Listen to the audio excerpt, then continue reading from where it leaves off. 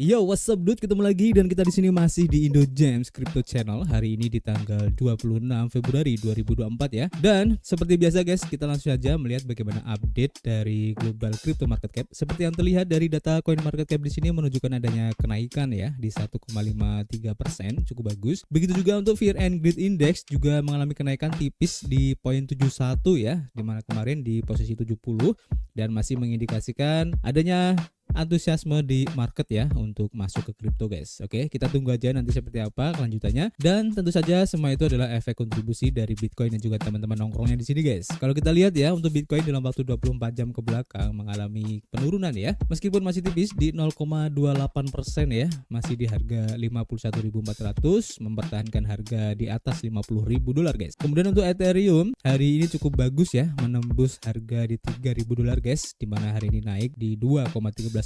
Untuk BNB juga naik ya di 1%, Solana merah, SRP juga merah tapi tidak terlalu signifikan ya. Masih di posisi 0,36% dan 0,9% guys. Begitu juga untuk Cardano ya, meskipun minus cuma di 1,8%. Dan yang cukup menarik di sini guys, kalau kita lihat ya dalam waktu 7 hari ke belakang untuk token-token yang berhubungan dengan AI, ini tampaknya mengalami kenaikan yang cukup lumayan ya, seperti token AGIX yang sudah naik di 55%. Kemudian untuk Fetch AI juga mengalami kenaikan di 28% ya. Untuk Worldcoin juga sama, ini keren banget ya. Uniswap juga masih menunjukkan kenaikannya ya. Dan kita sudah bahas tentang Uniswap ini kenapa naik, kalian bisa cek di video sebelumnya guys. Dan kalau kalian mengikuti ya pergerakan harga altcoin, kemarin ada token COTI yang naiknya cukup tinggi banget guys. Nanti kita akan coba cari tahu kenapa dan kita akan lihat nanti pergerakannya di grafik guys. Oke. Dan kita langsung aja melihat bagaimana perkembangan atau pergerakan harga dari Bitcoin hari ini ya. Setelah close candle kemarin ini memang hijau, tapi untuk candle yang terbentuk setelahnya ya ada penurunan yang cukup lumayan ya. Dan seandainya pergerakan untuk penurunan ini bisa menembus di support candle sebelumnya, maka ada kecenderungan untuk meretest ya di harga 50.800 lagi, dan bisa saja mencoba retest di MA20 time frame daily di sini tepatnya di harga 50.280 guys. Jadi buat kalian yang mungkin sedang mengambil DCA bisa manfaatin harga-harga tersebut. Tapi seandainya jika penurunan ini tidak berlanjut, maka ada indikasi untuk meneruskan tren sebelumnya dan akan mencoba retest di harga 52.300 dengan target utamanya ada di Fibonacci retracement ya di harga 54.000 dolar guys. Jadi kita akan nantikan seperti apa pergerakan harga Bitcoin ini beberapa hari ke depan. Jadi kalian stay tune aja di sini. Oke, untuk hari ini informasinya yang pertama kita lansir ya dari harian EMB Crypto ya, dimana untuk Ethereum telah mereklaim ya di harga 3.000 dolar untuk yang kedua kalinya guys di bulan Februari ini guys. Dan ini keren banget ya. Jadi analis grafik untuk jangka waktu harian untuk Ethereum ya menunjukkan kenaikan di 2,43% pada tanggal 24 Februari, mendorong harganya menjadi sekitar 2.992 dolar ya pada penutupan sesi perdagangan. Selanjutnya untuk Ethereum melanjutkan momentum positifnya ya pada saat artikel ini ditulis dengan kenaikan tambahan sebesar 1,5%, membawa harga kembali ke kisaran 3.000 dolar guys. Dan ini adalah kedua kalinya ya di bulan ini, dan pergerakan naik baru-baru ini juga telah meningkatkan Relative Strength Index atau RSI dari Ethereum ya. Sebelumnya RSI sempat mengalami penurunan dan berada di angka 70, namun pada saat berita ini ditulis RSI berada di angka 75 guys. Dan hal ini mengindikasikan bahwa Ethereum masih dalam tren naik yang kuat dan berada di zona overbought saat berita ini ditulis guys. Analis data pasokan di Santiment menunjukkan peningkatan penting sekitar 1 juta Ethereum telah dalam keuntungan selama 3 hari terakhir, dan pada saat penulisan ini total pasokan dalam keuntungan adalah di 121,66 juta Ethereum ya, dibandingkan dengan 120,18 juta yang diamati pada tanggal 23 Februari kemarin. Dan kenaikan baru-baru ini meskipun tidak kentara menandakan titik tertinggi selama lebih dari setahun ini guys. Sentimen positif untuk Ethereum ETF ya, ini juga masih menjadi hal yang hangat diperbincangkan ya di komunitas kripto, khususnya untuk komunitas Ethereum ya, di mana pada tanggal 22 Februari menurut CoinGlass open interest Ethereum mencapai 10,8 miliar dolar ya, menandai level tertingginya dalam beberapa bulan ini guys. Meskipun ada penurunan berikutnya, open interest tetap berada di kisaran 10 miliar dolar guys. Dan hal ini menunjukkan sentimen positif yang mengindikasikan ya bahwa semakin banyak investor yang memasuki pasar yang mengarah pada peningkatan arus kas masuk ke dalam jaringan Ethereum guys. Dan seandainya ya jika Ethereum ETF spot ini disetujui, maka hal ini akan membuka gerbang ya bagi aset-aset kripto yang lain guys untuk masuk juga ke ETF, atau hal ini akan mempertegas ya bahwa altcoin ini bukanlah skema Ponzi dan orang-orang akan lebih percaya ya dengan adanya proyek-proyek di luar Bitcoin, yang tentu saja ini akan membuat ya altcoin di luar Ethereum mungkin ya akan menerima dampak positifnya guys. Jadi kita akan tunggu nanti seperti apa ya akhir drama dari ETF Ethereum ini guys. Selanjutnya kalau kita lansir dari harian Bin Crypto ya, seperti yang tadi saya bilang di awal bahwa untuk kenaikan dari token COTI ya, ini sangat signifikan banget guys. Kalau kalian lihat dalam beberapa hari ke belakang ya, naiknya ini sudah tinggi banget guys ya, dan sempat menyentuh di harga $0,2. Ini keren banget. Dan pertanyaannya, kenapa COTI ini kok tiba-tiba naik sangat tinggi ya? Dan di sini ya, kalau kita lihat dari berita Bin Crypto, alasan dibalik kenapa COTI naik ini berdasarkan berita di mana lonjakan ini berkorelasi dengan peluncuran fitur untuk upgrade privasi baru-baru ini di blockchain COTI yang diberi nama Gerbled Circuit. Pada tanggal 20 Februari, Foundation mengumumkan terobosan ya dalam enkripsi blockchain yang mengatasi rintangan sebelumnya, di mana COTI menyoroti peningkatan yang signifikan dengan kecepatan komputasi 1000 kali lebih cepat ya daripada sistem enkripsi homomorfis lengkap atau FHE konvensional, dan jejak penyimpanan 250 kali lebih kecil daripada solusi alternatif guys. Selain itu ya, Gerbled Circuit ini menawarkan keuntungan dalam menangani transaksi yang mempengaruhi status privat yang dibagikan di antara banyak pihak. Tidak seperti solusi Zero Knowledge sambil mengurangi risiko kegagalan tunggal yang terkait dengan solusi Trust Execution Environment atau TEE. Nah, di sini menurut Foundation ya, untuk upgrade Gerbled Circuit ini memiliki kecepatan dan kekuatan komputasi untuk berjalan secara efisien di blockchain, menjadikannya pilihan yang sempurna untuk solusi penjagaan privasi COTI versi 2 guys. Demonstrasi COTI tentang Gerbled Circuit dilakukan kurang dari 2 minggu setelah COTI mengimplementasikan protokol multi-party computation atau MPC pada jaringan layer 2 barunya.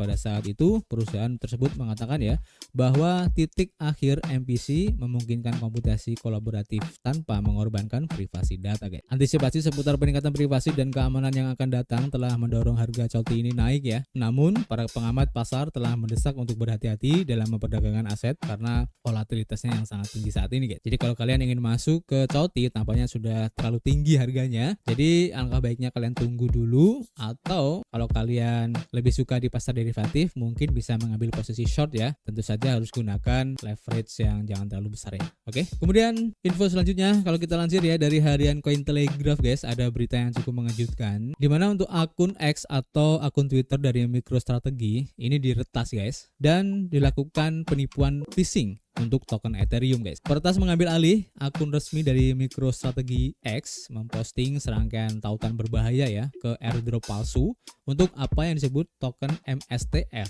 berbasis Ethereum guys. Nah, akun Twitter atau X dari perusahaan intelijen bisnis MicroStrategy telah diretas memposting tautan berbahaya ke airdrop palsu yang disebut token MSTR berbasis Ethereum resmi katanya. Seperti yang terlihat ya dari screenshot di sini guys. Di mana pengguna yang mengklik tautan tersebut akan diarahkan ke halaman web MicroStrategy tiruan yang mengarahkan mereka untuk menghubungkan wallet dan mengklaim airdrop MSTR palsu. Setelah pengguna menerima serangkaian izin di wallet Web3 mereka, dapat dipahami bahwa penyerang dapat secara otomatis menguras token dari wallet pengguna ya. Nah, ini adalah serangan dusting attack ya dan juga phishing, ini sangat mengerikan sekali guys. Nah, di sini menurut ZXBT, sebuah platform anti penipuan independen dan platform anti penipuan scam sniffer, kerugian yang ditimbulkan dari penipuan ini telah mencapai lebih dari $440.000 ya. Dan scam sniffer ini mengatakan bahwa hanya satu pengguna yang telah kehilangan lebih dari $420.000 karena penipuan phishing sekitar pukul 12:43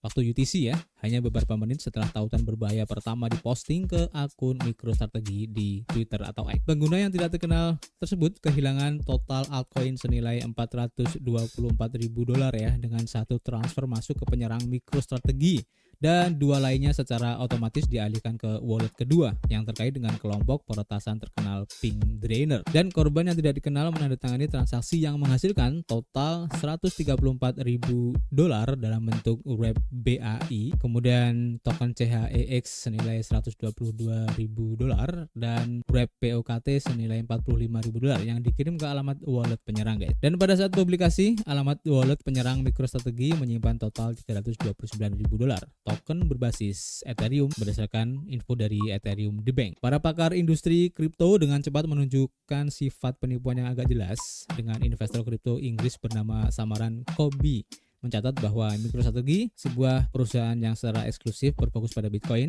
kemungkinan besar tidak akan meluncurkan token di Ethereum. Jadi guys, hal-hal semacam ini kalian harus benar-benar waspada ya, jangan tertipu dengan berita-berita yang tidak jelas. Meskipun ada platform ataupun orang yang tiba-tiba ya menginformasikan adanya airdrop ataupun event yang berhubungan dengan kripto, kalian harus berhati-hati. Kalian cek dan recheck dulu apakah benar event itu diadakan atau ini hanyalah ulah dari scammer. Dan yang membuat saya khawatir ya di sini karena yang diretas adalah akun Twitternya. Pertanyaan saya, apakah wallet dari MicroStrategy ini juga aman? Dan tentu saja jika terjadi sesuatu ya pada wallet penyimpanan dari MicroStrategy, ini akan sangat berbahaya guys, dan bisa menimbulkan kepanikan di market ya, khususnya untuk Bitcoin, karena seperti yang kalian tahu, kepemilikan Bitcoin dari MicroStrategy ini tidaklah sedikit ya, banyak sekali ya, dan ini sangat mengkhawatirkan jika terjadi peretasan yang terjadi pada MicroStrategy walletnya guys. Oke, jadi kita akan update lagi nanti seperti apa update-nya.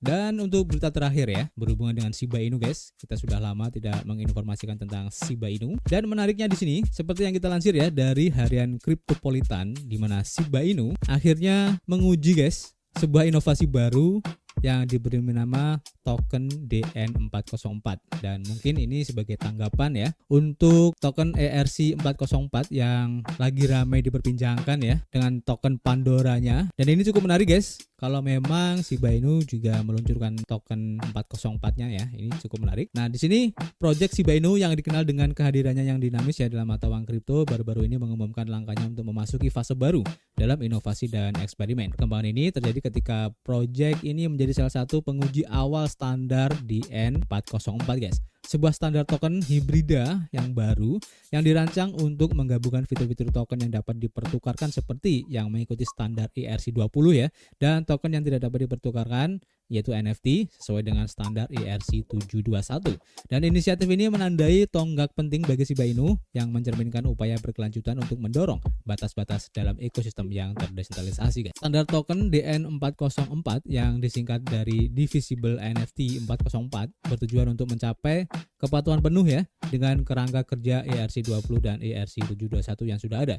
Dengan demikian, memperkenalkan model token serbaguna yang berpotensi merevolusi bagaimana aset digital dipersiapkan dan digunakan. Keterlibatan Shiba Inu dengan standar ini menggarisbawahi komitmennya untuk mengeksplorasi cakrawala baru dan mendorong inovasi dalam komunitas kripto guys. Kemudian bagaimana komunitas menanggapi hal ini? Jadi komunitas Shiba Inu terhadap standar DN404 dan peluncuran Shibosis yang sangat positif yang mencerminkan antisipasi kolektif terhadap arah baru proyek ini. Antusiasme ini tidak hanya terbatas pada media sosial tetapi juga terlihat dalam penerimaan pasar terhadap daftar baru token SHEB, dan perkembangan tersebut menunjukkan meningkatnya minat dan kepercayaan terhadap potensi Shiba Inu untuk mendorong inovasi di dunia kripto. Ketika Shiba Inu terus menavigasi melalui fase eksperimental standar DN404, komitmen proyek terhadap inovasi ditambah dengan dukungan komunitas menetapkan fondasi yang menjanjikan ya untuk upaya masa depannya, dan integrasi standar DN404 ini yang berhasil dapat membuka jalan menuju era baru aset digital yang ditandai dengan peningkatan fleksibilitas, utilitas, dan interoperabilitas. Nah ini menarik ya, dan kita tunggu aja kira-kira seperti apa implementasi dari token standar DN404 ini, apakah bisa menyaingi Pandora dari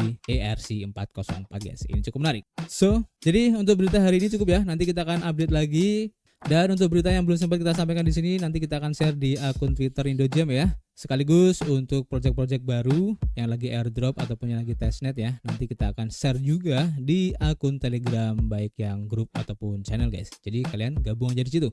So, seperti biasa guys, kita masih menunggu kritik dan saran kalian di kolom komentar. Nanti kita bisa ngobrol banyak di dalamnya, dan tentu saja kita akan ketemu lagi di informasi berikutnya. Peace.